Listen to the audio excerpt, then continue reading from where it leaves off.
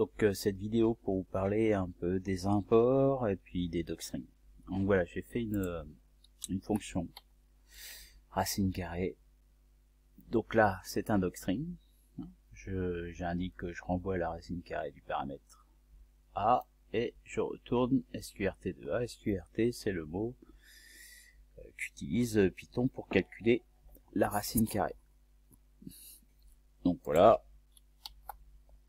Vous voyez, il comprend bien ma fonction, il n'y a pas d'erreur d'écriture. Donc je l'appelle. Vous allez voir, ça ne va pas fonctionner. Racine carrée de 4. Normalement, ça fait 2.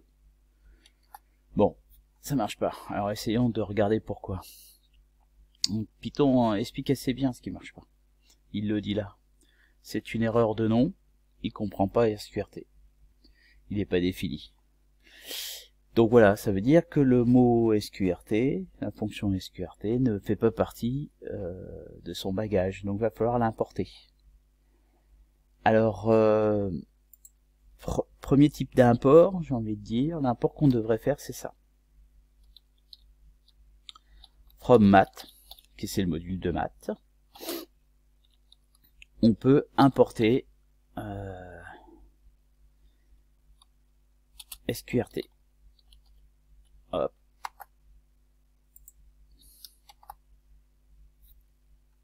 Et là, ça fait 2. Donc voilà. Alors après, ce qu'on peut faire, donc là, j'ai importé que sqrt. Ce que je peux faire, c'est lui dire, bon ben allez, importe-moi tout. Bon, vaut mieux éviter parce que on se retrouve avec toutes les fonctions. Hein.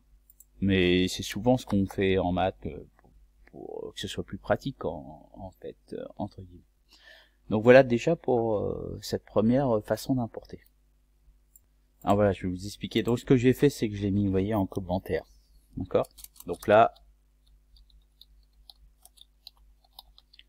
ensemble des fonctions. Et ce que j'avais fait avant, c'était plutôt, j'avais tapé ça, hein, from math import sqrt par exemple, pour choisir qu'une fonction. Donc là, j'ai relancé le noyau, donc logiquement, hop, je relance, ça ne marche pas, on est d'accord. Alors je vais vous faire voir une autre façon d'importer. Je vais lui dire importe math. Voilà. Ça marche pas. Ça marche pas, alors essayons de comprendre. C'est-à-dire que là, on a importé le module math. D'une certaine façon, on a importé un peu la manière d'avoir accès à ce module. Il est présent. Mais là, c'est dans l'appel que ça fonctionne pas. C'est-à-dire que quand on importe de cette façon-là, il faut mettre le nom du module suivi de la fonction. C'est-à-dire qu'ici, il faudrait mettre math.sqrt. Vérifions. Voilà. Donc voilà les trois types, on va dire, d'import. Les deux types essentiellement. Le from et le import. Donc voilà pour cette partie-là. Alors maintenant, parlons un petit peu plus des docstrings. Donc j'ai fait une fonction, j'avais fait une fonction ici, racine carrée. Là j'ai fait une fonction qui teste si un nombre est entier en utilisant le reste de la division entière, entre le nombre et 2. Donc le corps, on va dire, du programme est là, et là j'ai rajouté deux choses supplémentaires. J'ai rajouté ici ce qu'on appelle un docstring, c'est-à-dire on donne un ensemble, on va dire, d'indications accessibles pour que la personne qui voudrait utiliser votre fonction EPER puisse avoir un mode d'emploi. Et cette façon, tiens, je vais le faire pour racine carrée ici. Pour racine carrée ici, voilà, je voudrais avoir accès à la documentation. La documentation, c'est renvoie la racine carrée du paramètre A. J'ai plusieurs façons, regardez, je peux taper help, racine carrée. Ça marche pas, je crois, sous tous les IDLE. Donc voilà, il vous dit où elle est, et puis il vous dit bon l'appel de cette fonction, et puis il renvoie la racine carrée. Vous avez aussi une autre façon qui serait de mémoire, vous lui demandez d'afficher donc racine carrée. Alors déjà, si j'écris pas racine carrée correctement, et je suis pas sûr qu'il y ait un S. Et ben voilà, j'étais pas sûr qu'il y ait un S. Non, je suis sûr qu'il n'y a pas de S. Donc voilà, vous avez accès au document, à la documentation. Donc ça, c'est important. C'est important de pouvoir donner des indications pour l'utilisation de votre fonction, ne serait-ce que pour vous, ne serait-ce que pour la personne qui vous lit, puis pour la personne qui veut utiliser votre fonction.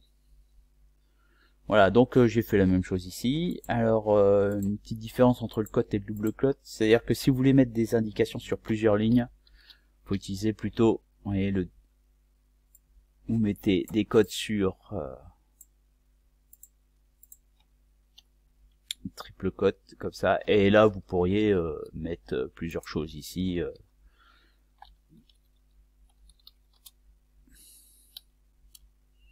Etc. Hop, on essaye. Alors, help.